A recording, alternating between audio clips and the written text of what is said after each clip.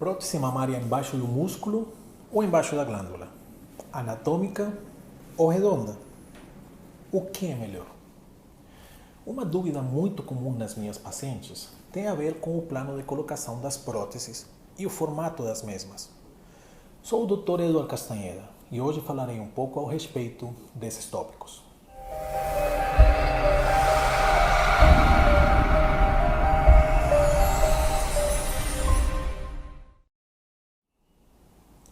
A pergunta com respeito ao plano onde será colocada a prótese é muito comum.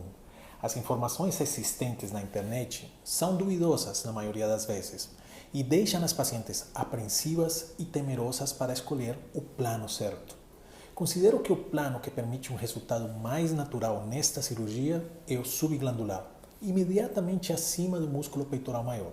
Neste plano, a prótese costuma acompanhar os movimentos do corpo de forma natural, marca o colo mais esteticamente e preenche uniformemente o volume. É claro que para que este plano seja o escolhido, a paciente deve cumprir com alguns requisitos.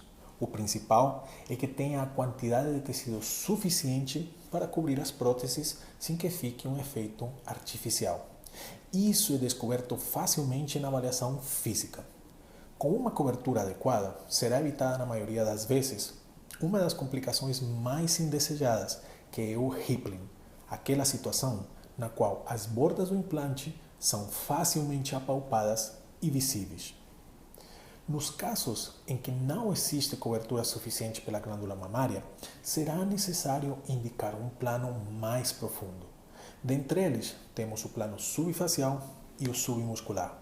No plano subfacial, a prótese fica colocada imediatamente embaixo da fáscia muscular do músculo peitoral maior.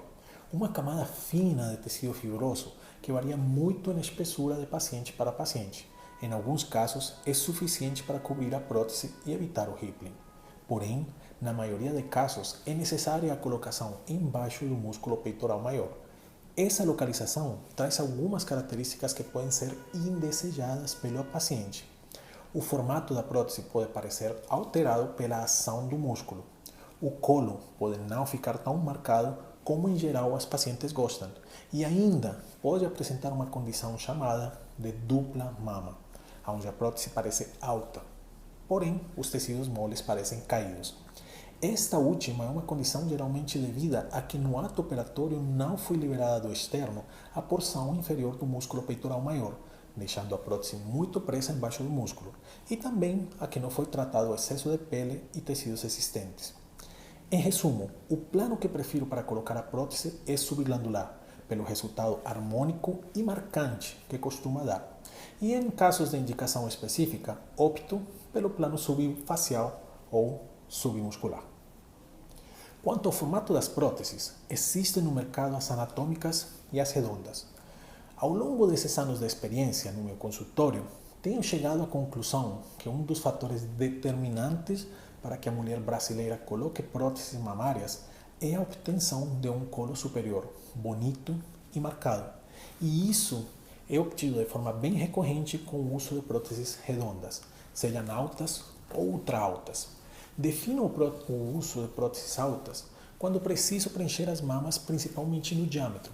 Quer dizer, naquelas mamas que têm uma base curta ou que parecem afastadas da linha média. Com a prótese alta, é possível conseguir um efeito de mamas mais juntas, que também é uma queixa muito comum. As próteses ultra altas ficam assim para as pacientes que possuem os seios de base larga e com pouca projeção, onde esse tipo de implante vai cumprir um efeito bem interessante. As próteses anatômicas são a minha última escolha, basicamente quando a paciente deseja esse tipo específico de implante e após ter explicado claramente os efeitos visuais que esse formato pode trazer. Espero que tenham gostado do vídeo. Compartilhem e curtam. E me sigam nas minhas redes sociais. Até mais.